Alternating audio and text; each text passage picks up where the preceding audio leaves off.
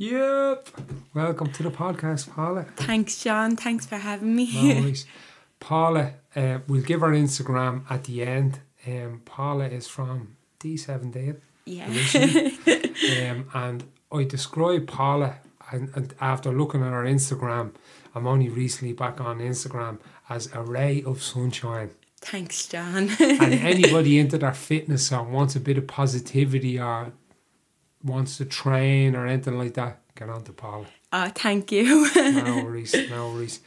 So, I suppose we'll start back from growing up and where you came from and stuff. So whereabouts in Dublin 17 are you from? Coolock, John. Yeah, okay. Coolock. So just like smack bang in the middle of it, really. You know, just that Northside shopping centre there, and you know, it was a real crazy time. I think when we were like around that time in Coolock. You know, it was late 80s coming into the 90s, and again, then when we were as a child, like growing up in it, it was great, you know, as you know, like all the kids went out on the road and it was madness, you know, and it was, I just think it was a completely different childhood, you know, back then.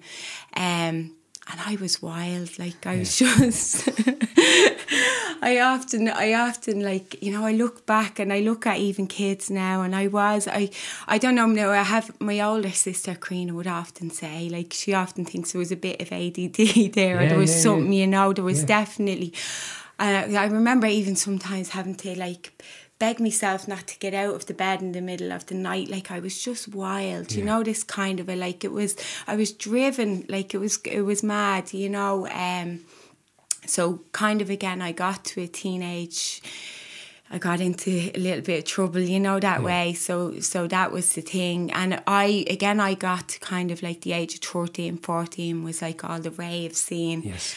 And it kind of hit Coolock very heavy, you know. I think it kind of hit everywhere, didn't it? Definitely. It hit everywhere. And where, I suppose you spoke about where did you go to? Like I was all involved in that as well. So I used to love the Temple of Sound, but we were a bit weird. We went to the Ormond Multimedia Centre. Yeah. We went to Columbia Mills, and then we go to the Asylum as well, because that was the late one open. Yeah. I remember going to like the Shaft and the System. Yes. I loved all them. System, I didn't go there too much. Yeah. That's up off South Ann Street, wasn't it? Yeah, it was, yeah. I was really young, like I was so young. I remember going to some of them when I was like, because I looked a lot older, you know, that way at that age, and I went on a lot older. I hung around with people that were a lot older than me as well, you know. I think that was the whole thing. It was so wild and so kind of into everything, and nearly very adventurous, you know, that kind of a way. Like, you know, I loved it all. I loved the madness, you know. It's kind of be like that even now myself. You know what I mean? It's just a different kind of madness, you know what I mean? Yeah. But you mentioned ADD there, and funny you should mention it, because I've like, one of my sons has been diagnosed with ADD. Yeah. And it's not ADHD, it's ADD. Yeah. And like, when I was reading, up on, you should check this fella out. His name is Dr. Gabor Mate. I know him, yeah. He's great, I know isn't him. he? Yeah, I love him. But he was diagnosed with ADD, I think, in his 50s. Yeah. And I was reading his symptoms and all the symptoms, and I'm going, I maybe need I know. That's where I got the little diagnosis from. Like you're talking about that impulsiveness. Yeah. Like, whereas, like, and I get what you're saying, you know, what you're talking about, because, like, in the crowd you're with, if you're with 5 of your friends, probably 4 of them go, Jace, I'm not sure we should do this. And I'm in. Like that filter bit going, why not? Yeah, I know. What? Really? We're not doing this, you know, and I do get that. I do get that with the ADD. Yeah, but definitely. It can be used in good very ways. Very creative ways. Like, 100%. Yeah, very. Yeah, I think that's where the fitness kind of came in, and really, like, I always loved sport from a very young age, you know. And I remember, you know, with all this, there was a lot of obsessions in my life. Everything was obsessive, you know. There was no in between. It was all extremes with me, you know. You know, if I latched on, I remember one summer I didn't walk, I cartwheeled everywhere for the whole summer. My hands would be all cut, you know, this kind of a way, and I couldn't stop myself. It was impulsive, you know, and everything was like I would get addicted to tying my shoelaces, you know, this kind of like it was always, and I think I know today, like as I learn more in life, like I know it was anything to take me away from me. You know, away from that, like that void, that little kind of thing inside of me, you know. Little escape, really. You know. And like I completely identify with that. You know what I mean? That like impulsiveness. And when I look back as well, similar to yourself and anybody that knows me, it's like we couldn't start collecting for the bonfire like normal people, like October. Everything was just over the top. Intense, you know what I mean? Just like, and now, like I brought that, like yourself, into sport and into jiu-jitsu, but like in my earlier years, like you, when I was doing things I shouldn't have been doing or stuff like that, like that stuff probably could have killed me. Whereas jiu-jitsu or whatever I've done sports-wise, it's probably going to kill me if I don't tap or something like that. You know what I mean? I know. But it's like, I remember there a couple of years ago, I'm mad into the garden. Like, I'm talking about, like, and I do. I can't see anything else but this. And I remember, like, somebody saying to me, oh, yeah, yeah, fucking there's plants going in and bleeding soil and fucking digging and ferns and maples and all, and I was like fucking nearly killing myself out the back garden. And a geezer said to me, well, you know, nobody ever died from doing the gardening. You know what I mean? Which definitely. Whereas other stuff I was at, like you, or when I was younger, like you can't see the dangers because you have that like immature brain. Absolutely, you can't see the dangers. You know? I remember I mentioned Karina a lot because she was 14 years older than me, so she was like watching all of this. And I remember she used to be screaming like, "You're addicted to danger!" Like she really could. She couldn't get her head around that lack of fear and that thing. And I remember I used to be baffled. Like I just didn't know what she was on about. Like. And I just couldn't, you know, I couldn't see. And you know what? I remember, like, sometimes, I remember even at the age of 15, wishing I was normal, you know, wishing, I knew there was something amiss, like, I knew all along. And I remember a lot of people used to constantly say to me, you're mad, you know.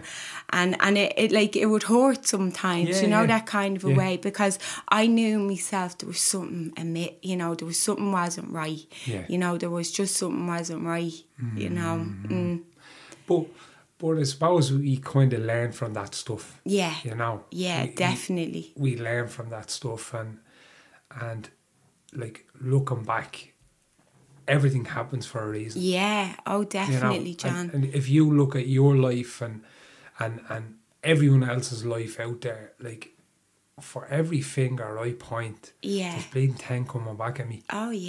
Definitely, Like a lot of society today, and we all, like, a lot of people judge each other, but it's like walk a mile in my shoes and then come back to me. That's it, exactly. And you know, like I always say, on paper I look like a nightmare, you know, I really do. Like, and I don't blame people, you know, like because it got that bad, like over you know, I mean, again, I was 19, John. I was coming out of Mountjoy after doing like 2-year sentence, you know, which I had gotten 4.5 years. And I remember coming out of there and just, you know, still having fight in me. Like, you know, still having hope and still having a fight in me.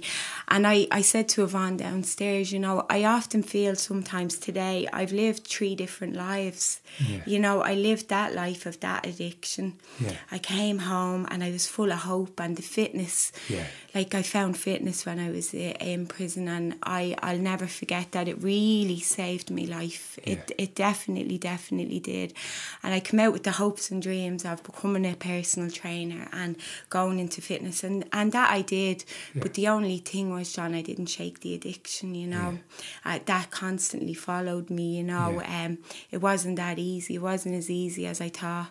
The fitness couldn't fix it, you know. It just couldn't fix it, you know.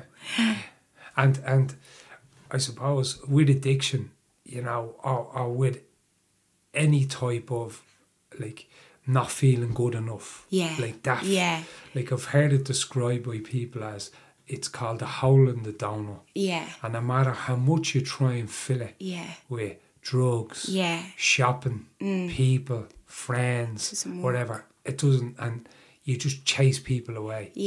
It's until you kind of learn about it and fix it that you can move on a bit. You know what I mean? That's it, John, you know. And it for me, like, you know, and do you know what, I was and that's what today, like, you know, I don't regret any of the other ways that I tried to fix it, because I have that life experience to share with people today.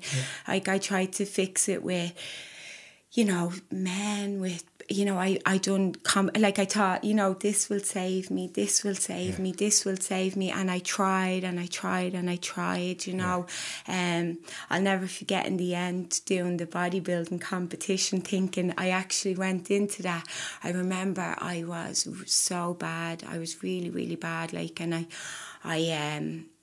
it was real rock bottom stuff, you know. At this point, it was real rock bottom stuff, and it was more with the alcohol now, you know. And I always speak about it, the darkness, you know. And I remember just thinking back of the fitness, like, really helping me when I said, I'm going to do this through fitness, you know. And I embarked on the competition thinking that time of not having to drink, that abstinence will save me, you know. And then I'll just, like, drink like normal people, you know, afterwards. And I'll never forget it as long as I live. And I always remember describing it to my friends. I'm like a cat on curtains. Like, that's what I felt like, you know. And I'm going through this 8 weeks, and the food didn't bother me. Like, I can do all that. Like, you know what I mean? I can live on, like, very little. But it was that void, that emptiness and that pit inside of me, you know. And I mean, when I picked up after that, it was ferocious, you know. Yeah, definitely. And the more, like, I still, like, I know nothing, do you know what I mean? It's just ideas that I have. But the more that I think, like, this, getting back to, like, people like us and with ADD and people that get addicted to stuff, real, like, the normal way we were told years ago is, don't take heroin, don't take cocaine, don't take ecstasy, because you could become addicted to it. Like, tons of people I know used heroin, used cocaine, used whatever, and were like, nah, I wasn't really into that, man, fuck that and that. Whereas there's a certain percentage of people that then use that as a painkiller. Do you know what I mean? Medicinal. For life. And they're the couple of percent that can't function. Can't let go and play all the games with themselves. And it brings them to, like, a good friend of mine said to me, you know, he said, addiction wants you away from everyone that loves you. It wants you in a mental institution or prison or in the ground. That's it. That's all. It. There's no and ifs or buts, you know. And I think what kind of people that we're talking about is what I know from myself, John, is, you know, when I found something that would cool that madness and that would fill that void. I remember the first woman who was to help me, she said, you hadn't got a hope. When you found something that would ease that, you know, give you some ease from that, that it's that savage state of mind, that mind that tells you all them lies and, you know, all that kind of madness going on. You can't let it go, you know. Then that becomes the new obsession, you know. And there's nobody out there that can say to you, Paula, listen, this is going to happen to you, and that's going to happen to you, and you're going to wind up in prison, and you're going to go, oh, Jesus, thanks a million for that. Off I go. I know. Unfortunately, yeah. My outfit says, unfortunately, sometimes you have to get a kick in the bollocks to feel that it's painful. Pain is the only, the only way. Yeah, Pain it is the touchstone to progression. You know what I mean? Yeah, definitely. Definitely. And when you were in prison, like, you did the fitness course. Yeah. No, I actually done that when I came home then, John. Yeah. Okay. So we just really done all. Did you do any courses or anything? I done my leaving cert in there because I was so young going in, John. I was only just gone 17. Okay. So I had to do all the leaving cert. Okay. Because I hadn't got it to go to college then when I come home. They were brilliant in there, now I have to say. And I always say, I bode real well in an institutional environment because of that madness in me. I need to be kind of like, like structure. Yeah. I have to say, I done the sentence when I came home. I always say that with the shame and the guilt of it all. I wanted to be this new person when I came home, but I felt like so ashamed, and I felt the velocity of like the actual crime when I came home, if you get me. Okay. Which, at the end of the day, like, I was only a child. You're a kid. I was only a child, and I look at it today and there should be no shame and guilt, And that wouldn't happen now. No, it definitely wouldn't. You wouldn't do a prison sentence now. The HSE would intercept there, do you know what I mean? There would have been, It just, I look back today and I say, how did that happen? Yeah. Not in it. I don't regret a minute of any bit of the life that I've had, John. Definitely not, and it's made me the woman I am today, and I know I'm very strong and courageous, and I love to share my story with other girls who are struggling or men. It doesn't matter, it goes across the board, like, because my whole life experience, it's gone into everything with me. Like, it's gone into everything, and I have a bit to share with you on anything that you're kind of struggling with.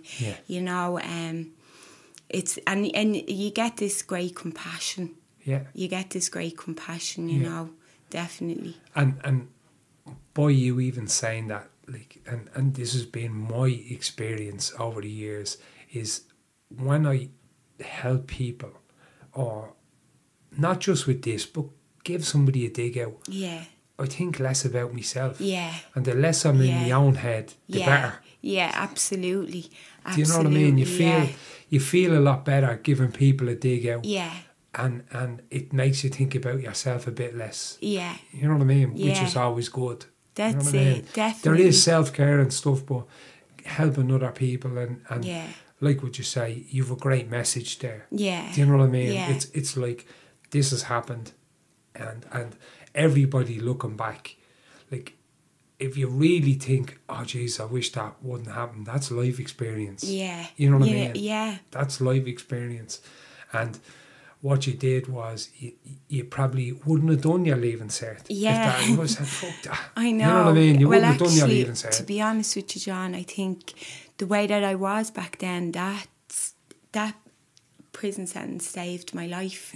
And you don't hear normal people saying that, but somebody that was in as much danger as I was at that time, that saved my life. I know that today, I look back on all of the life experiences, and I often feel, God had his hand on me the whole way through it, because each, as dramatic as the different events were, like, each of them had a purpose, and then it was all a part of the plan in the end, And a major, it's becoming more spoken about now in today's society, that drug use or being caught with drugs, it should be decriminalised. We're criminalising people who this war on, I like what it's Gabor Mate says it, and what's his name? Johann Hari says it. It's not a war on drugs. It's a war on the most vulnerable people in our society. Absolutely. That's what we're doing. Yeah. And you back then were vulnerable. Very vulnerable. You didn't need to be criminalised. You needed to be helped. Yeah, absolutely. You know. Now, you know, I remember back then they put me in Cool Mine, I think it was, and I escaped out of there. Yeah. You know, and that's how wild that I was. You know, I remember getting out the door and the alarms going off and I'd no shoes on and running out of that place. But I was driven. I was an addict, John. I was going to get back out, you know what I mean? And that's what I say, you know, but I was too young for it all. Yes. Like, you know, it was, I'd no awareness whatsoever, like, you know. And it's like you were 17. I was 17-year-old in there, and it was grand and everything, and 17-year-olds. But like when I was 17, when anyone's 17, your fucking brain is going a million miles an hour. You know what I mean?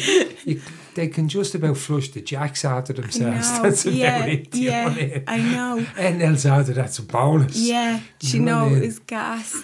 Yeah. But then when you got the fitness course, you moved on, then you started personal training people. Yeah. How did you find that, and how did that? I loved it, John. You know, I was so passionate. I was so passionate about it, you know.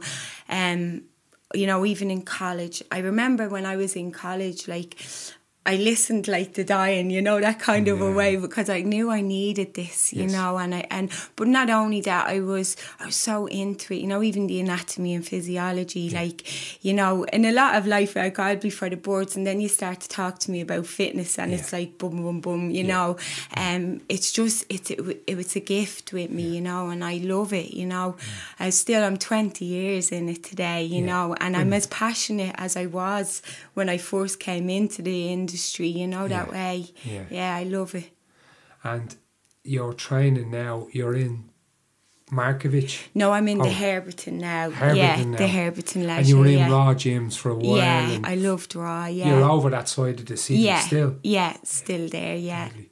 Yeah. And you PT people as well? Yeah, PT, and it's great. I'm actually now at this stage, Sean, I'm really into the aesthetics, you know, that kind of a way. Yeah. So I've it's just gone into that, because a lot of the girls that I train would be, because of the whole social media thing right now, you know, it's kind of all pictures and this, and I love it, you know, and I love all the girls that I train as well, you know, it's kind of, they keep me young. Yeah, that's what you need. Yeah. That's what you need. But I love, like, even talking to you and Yvonne talking downstairs with you about fitness and all. Like, Yvonne, you would have trained in the Glen Gym and Coolock together. But it's like if I talk to Yvonne about something she's not really into, you know, and the same with Chris, it's just like, you know, but start talking about training, or even you, and you're all like, you have the attention. Yeah. And I think with ADD in general, and as I said, one of my sons is diagnosed with it. It's like a bullshit filter. Yeah. It's like he's solely interested in a couple of things. Yeah. And if I talk to him about them couple of things that he's into, or stuff in general, I have his attention. Yeah. But once he's not into something, he's not into it. Yeah. And is that a bad thing? I know. Is that a bad thing? Yeah, you know. Is that a bad thing? I don't really think it is. Like, no. Personally, I don't think it is. No. Like, Yvonne's been saying, we need to do this, we need to do that, when we're struggling. He's not into it. It's bollocks. Yeah. You know, where he's really into this. So let's really focus on that. It's like you're into aesthetics because you don't like X and you don't like Y. Yeah. Fucking whopper. Yeah. Do it. It is. That's exactly it. And sometimes I say that, you know, I think where I got to with this training right now is I done all the other stuff. You know, I've had all of the I've had all the injuries, I've had all the kind of nightmares with rebound, with competitions, and with, you know, and I just got to this place where, you know, we just want to look good. Yeah. We just want to look good, and that's it. And I know that all the girls, they're all really young that come to me, and I know, you know, they and even the guys, like, they just want to look good. It's the general public, you know what I mean, that you're dealing with. And I mean, if they want to get into anything else, like, obviously I can do that, John. But I mean, it's just where I'm at with it right now, you know. And that does change as well in the fitness industry. Like, you're doing things that you kind of like at the time, but you outgrow them, or you really like them, and you fucking stay doing them, and you do what you want to do. Yeah, you know? exactly. Suit yourself, like. Yeah. You know? And like, then I suppose going back, then you have your son at the moment. How are you finding that? Oh, he's brilliant, John. You know, he's great. And he was doing jiu-jitsu for a while. Yeah, he was doing jiu-jitsu for a while. Need to get him back and then he into went back into boxing then for a while as well. Yeah. And what club was he boxing out of? He was in a club near Sandy Cove with the Rogersons. Okay. Yeah, he was there with them, and he loved that, you know. But it was just a struggle to travel a little bit, you know. So, and now with everything that's going on right now, there's a place not far from you if he ever wants to try it again. Now, I've heard good things about it, but it's close to Jungle BJJ. Right, yeah. They are, you know, they're around, I think it's not far from Inchicore. Right, they're around that kind of area. They're just off the Lewis, like. Right. If you ever want to. Great, getting back in there, yeah. Because I think... It's great community. It's good community, but I think it's jiu-jitsu... It's for, it really tunes into that. I don't know if he's ADD or anything, but it tunes into, with me anyway, with Christian, with Max, it tunes us into, it fills that addictive void that's in our brain. Yeah. That's all I can describe it as, you know what I mean? I'm trying myself, John. It fills that addictive void that's in my brain that goes, that's your addiction now sorted for today. Yeah, move on. Go move. Move on and do something else, you know. Yeah. But if you're looking for somewhere over that side, there's SBG as well, SBG Ireland, but that's a good bit further up, you know. I was looking into that before, It's a bit further up, you know. But living life now today in sobriety. Yeah. Like, especially in this COVID, I find people are fucking panicking and looking down the road and Jesus, and like, I suppose any of us is only thing we're guaranteed is 24 hours in a day. Yeah, you absolutely. Know? And how is COVID at the moment? Is it impacting on you, or how's your life, or how's your son's life, or how's it impacting you, or where you find yourself with it? Do you know what, John? I often say today, you know, I've been through so much in this life that, you know, it's gotten to that stage that really this isn't... My sister said to me one day on the phone, I haven't heard you once mention COVID, because it's kind of got to that stage, you know. You know, I was that rock bottom for that long. I've been in the pits of darkness, like the pits, John, you can't imagine, mentally, physically, you name it. That today I have like light, you know, I walk in the light, and I, you know, no matter what happens, I have my son, I have God, and I have my sobriety. And I'll be okay. You know, I still have to treat what I suffer from, you know, and that's just God, John. You know, it's just God. Like, in the end, after everything I cried out to God one day in a treatment centre, and all of it was lifted. You know, and I've kept that connection, you know, and I think that's how I am where I am today. I don't think I know that's where I am today, and I know some people don't really, you know, get it, and they don't understand it, but I think you have to go to as dark as I went to kind of like, you know, feel that presence and know that there's something has changed, something has, you know. I've got peace today, John, which I haven't had. Like, you know, I wouldn't be able to even do this, you know. I wouldn't, you know. It's just, it's a different life. Like, it's a completely different life, you know.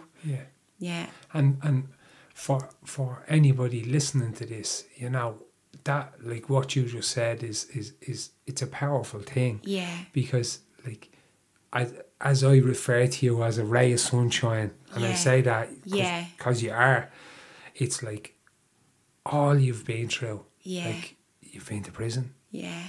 You and I'm not saying that in a condescending way. I know. It's like a fucking, there's no fucking judgment coming from fucking. No, I know, John. And I hope there's no judgment coming from.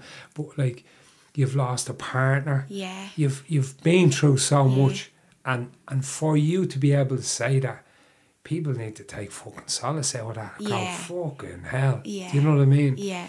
Like, you've lost a partner, you've been to prison, you've been through so much shit. Yeah. And here you are. Yeah. Talking like that. Yeah. And talking so positive. Yeah. You know what I mean? Yeah. That it's something to sit up and take notice of. Yeah. You know what I mean? For people that are struggling. Definitely, you know what John. I mean? There's no such thing as no hope. No, definitely not. Definitely not, you know. I always say, like, and if there's anybody listening, there's definitely hope. Yeah. From where I came from to what way I am today, you know, there's a way out. There's definitely a way out, you know.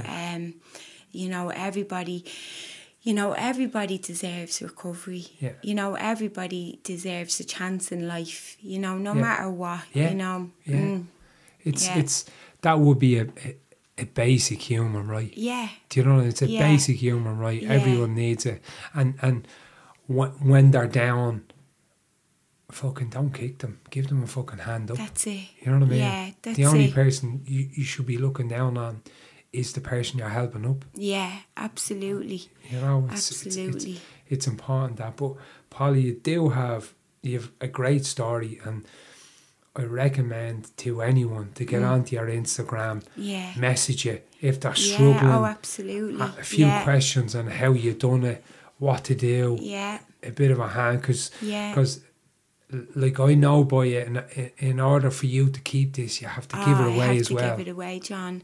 You know, that's my vocation now in life, you know, and I do it with joy, because, you know, and I, you know, I have this thing of, you know, I have this radar. I'll be on the loose and I can see a girl struggling. Yeah. You know, I can see the pain in her face. Yeah. You know what I mean? And a few kind words, and it kind of lifts. You know, it's a kind of a thing where, you know, you feel that darkness and you feel that emptiness, and you think you're the only one that's suffering with this, you know, and it's not the case, you know. There's loads of help out there.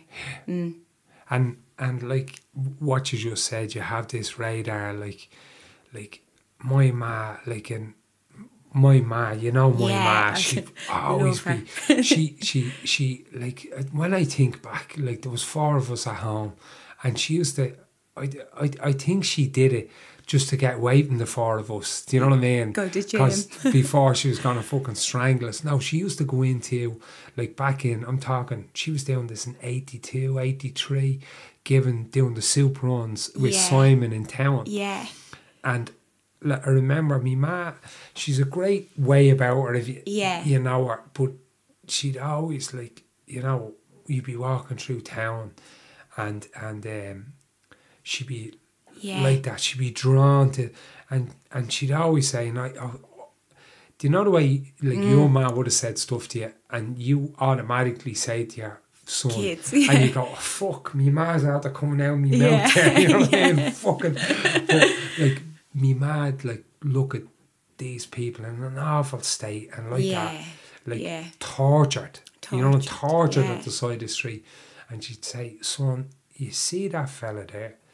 He was put into somebody's arms. Yeah. And that was the happiest day of their life. Yeah. And look where he is now. Yeah. Do you know what I mean? Yeah. And it makes you kind of take a step back and think about it and go, because sometimes we see these people, and whatever's going on for them, and you just keep on going. Yeah. But like, you get drawn to them, and I see them too. Do you know what I mean? Yeah. And they just need. Yeah. They need they probably need 30 hands up. I know. And they probably get 10 hands up, and like you, be fucking busting out a cool mind. Get the fuck out of here. And some of us need 49 chances. Yeah. Do you know what I mean? Yeah. Everybody's journey is different. Yeah. It is. And so when you lost your partner, was that another kick in the teeth for you? You know, even around that time, I think that was when I really, really saw me alcoholic drinking, you know. Yeah. And I remember being in the hospital and, you know, finding out he just died and, you know, sliding down the wall and just screaming for a drink. Like, I needed a drink, and I couldn't understand how everyone was okay without something inside of them, you know. And it was then, you know, and I just numbed it, and it was really dark, like, you know, really, really dark, real dark times that, you know, I think I remember, like, you know, but back into like times of being in prison and times of, but this was a different kind of darkness. I've never experienced grief before, and you're just going around absolutely heartbroken, you know. I listened to a Christian speaker a couple of years ago, right, and he described the 12 steps, being powerless as being heartbroken. Yeah. You know, and I love that. Yeah. I love that about it, because back then, when that happened, I wanted to stop drinking because I knew I can't do this with James on my own if I'm drinking like this. Yeah. I wanted to stop and I couldn't. Every morning I woke up, I was adamant that I am not going to, like, I have to stop. Like, I really, like, you know, it was at a stage where, like, you know, something will happen if I don't stop, and I couldn't stop, you know. Yeah. So nothing, you know, as we know, like in recovery, like there's not one thing that can stop you, you know, like it's not, you're powerless, like you're absolutely powerless. And that's the way I describe it, like it's heartache, like it's just total, you're heartbroken at the whole situation, because, you know, reality is underneath all this is a very strong person, like I'm very strong, like I can get through a lot of stuff, and I try fix things, and I try and get solutions, like I do, you know, this with fitness, I do this with food, I do this, I'm actually under, you know, I am intelligent, John, you know, and I can't fix this for the life of me. I just cannot conquer this, no matter what amount of willpower I have. Cannot conquer this. No. This has me. This pulls me all day long. You know, that kind of a way. And I love, and like, you know, as it says in the big book, like it's a merciless obsession. And that's what I was driven by, you know, for a long time, you know. You know. And like that never goes away. No. Ever. No. Ever. No. Never fixed, never cured, never goes away. No. And them people we spoke about, when you see them on the news, it's like it's described as a savage state of mind. Yeah. Yeah. You know? And sometimes when I come across people like that, and I do, you know what I mean? Yeah. And I fucking just thank everything. I know. I'm like, I know. Thank you. I know. Because I forget. Yeah. And I need to be reminded. Yeah. You know what I mean? Yeah. I need to be reminded. Yeah. It's like when you're younger, like normal people, normal friends of mine go, all right, Chase, 1 o'clock, I'm going to spin home. And next of all, I wake up in a fucking somewhere in fucking Gardner Street at 5 in the morning going, fuck. I know. The fuck? I just went down for a pint. What the fuck am I after getting? No.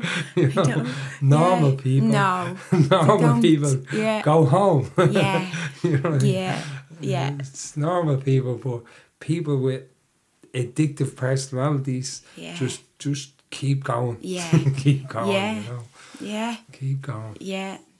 You know, but that was a big one you got over. So then you got over that.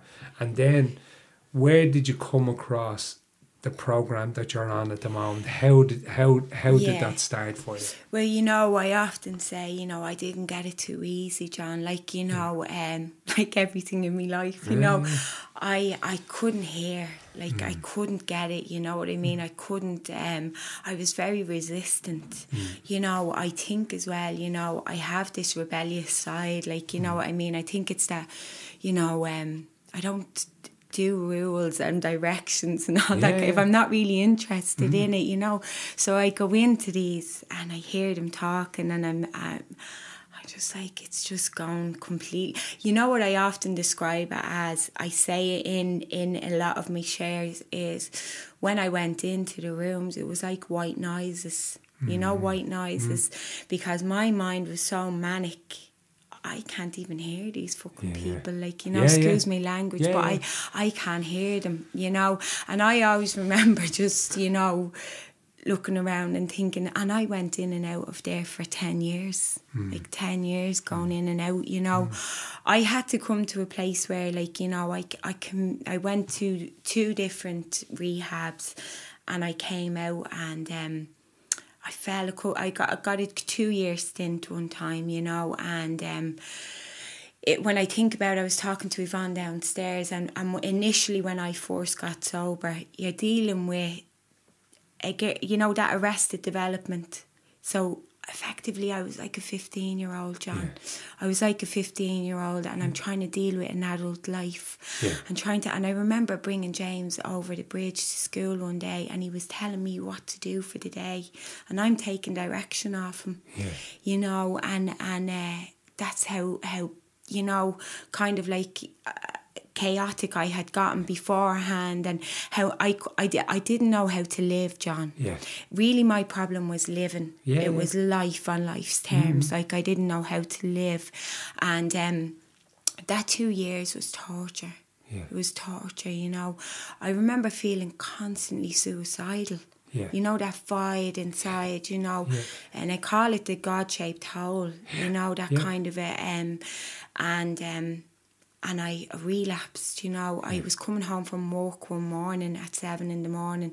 I had done a client, and I was coming home to get James up from school, and I fell off the bike, and I split my head open, and it was like all the post-traumatic stress from my life all kind of erupted again, and I lasted 2 weeks, and I picked up, but it was like putting oil on water.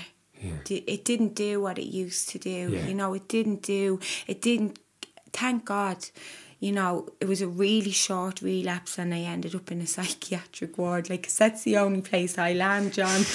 You know, I'm the real deal, like, I am just like, there's no in between, like, there's none whatsoever, you know. And I had another cry out to God, you know, and it was I'll never forget it. Like, I was shuffling, like, around this place. I couldn't look at anybody, and I don't know what happened. Like, I don't know what happened. I remember pulling the curtains around the bed and just kneeling down at the side of the bed and just going, God, you can take me. Like, just take all of me. Like, I just cannot do this anymore, no matter what you have to remove from me life, you know. You know, and I came home, and I'll never forget the gratitude standing in my kitchen again, and I just, this is it now. I just said to myself, this is it now. You know what I mean? This is it, you know, and I've since then, this is 2 years now, John, and it's been the best. I said to Yvonne, like, you know, this is the first 2 years of my life where I have lived, and I've been happy, and I've been, like, you know, able to live and work and be in society, you know, that kind of a way, like, and be present with everybody in every moment, like, you know, and I've done amazing things in this last 2 years, definitely, you know. And I know work-wise, you know, everything is great, you know. It's a lot more, there's a lot more clarity in everything I do today, you know. There's a lot more precision, you know, like in life in general, you know, because, you know, when you have that manic mind, like, everything is chaotic, you know, like, you know, when you talk about that unmanageability, you know, it's all in the mind, you know. And it's it's the big, huge things I can cope with. Yeah. It's the little fuckers that trip me up. I can't do it. You know, it's the little fuckers.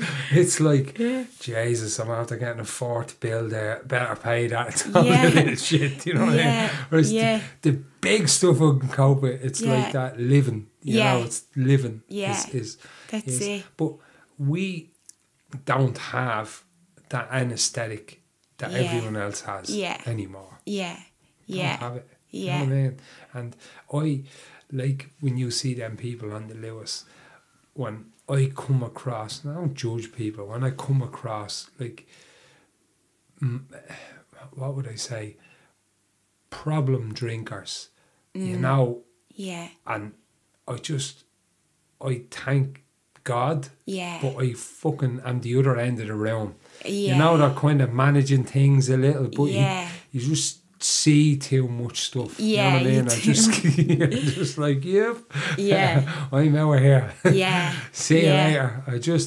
Whereas normal people that like a gargle sound, I can talk around them, but people that remind me of myself, nah, I'm gone. I know. I'm gone. I struggle in that company. You know? It is, isn't it? Yeah. It's a struggle. Especially especially nowadays, where it's like this COVID thing is giving people free rein. Like, people are fucking drinking like you wouldn't fucking believe. I know. Like, you wouldn't, because their life is unmanageable. They're full of fear. And they're being financially put through trauma. Mentally put through trauma. So they're fucking drinking. And fucking using whatever to numb their pain, you know. So it's a tough old station for them. I feel sorry for them. You know what I mean? I feel really sorry for them, but it's a tough old station. It's like I find with, you know, what I see around me is a lot of their structure has been taken away. You know, and that probably kept them kind of like in, you know, like in some sort of like a regime where they didn't drink that much, or, you know, and that's been lifted, and all of a sudden this is kind of, you know, I was speaking to a friend of mine, and she deals with a women's group, and they were talking about the amount that they were drinking, like, over the lockdown, and I'd say it was very hard, because it's, you know, if you're living in a community and it's all going on around you, it's very hard not to get caught up in it if you like a drink. Really. No, it would be, you know, and I suppose it's just that I don't really move in them circles anymore. You know, I'm 45 and I'm like, I don't have, like, I'm not fucking fatalistic or anything, but I want to be out in the fucking sea. I want to be out in the fresh air. I don't want to be in some poxy shithole or a kitchen listening to some cunt burn the ears out me about nothing. Do you know what I mean? Shite, like, you know what I mean?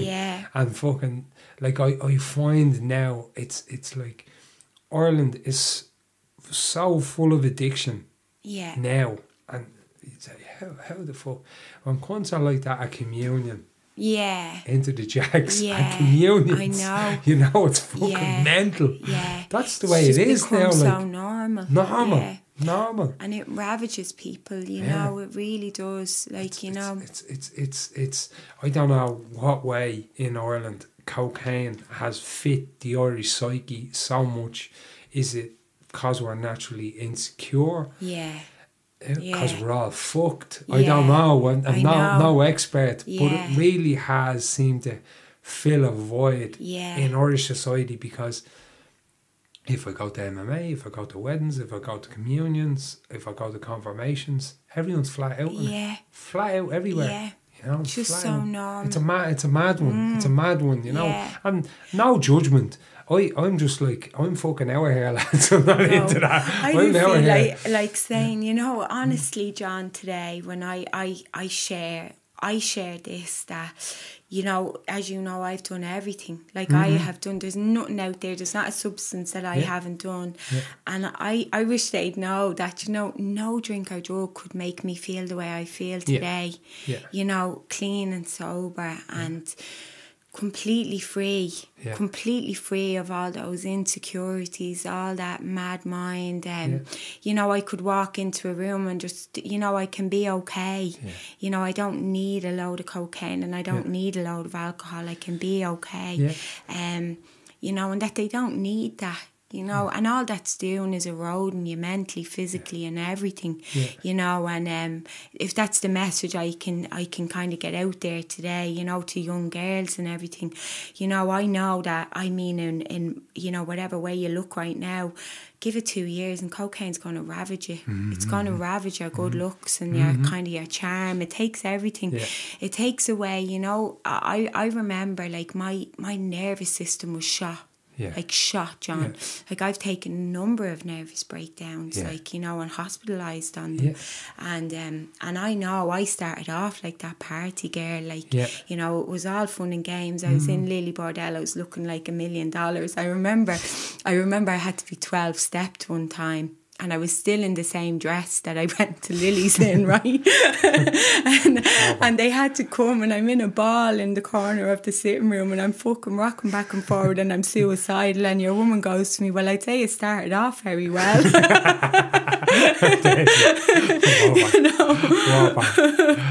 You know, and this is what it does to you, you know, this is it, you know. And I find in my experience with the cocaine, you could drink an awful lot more.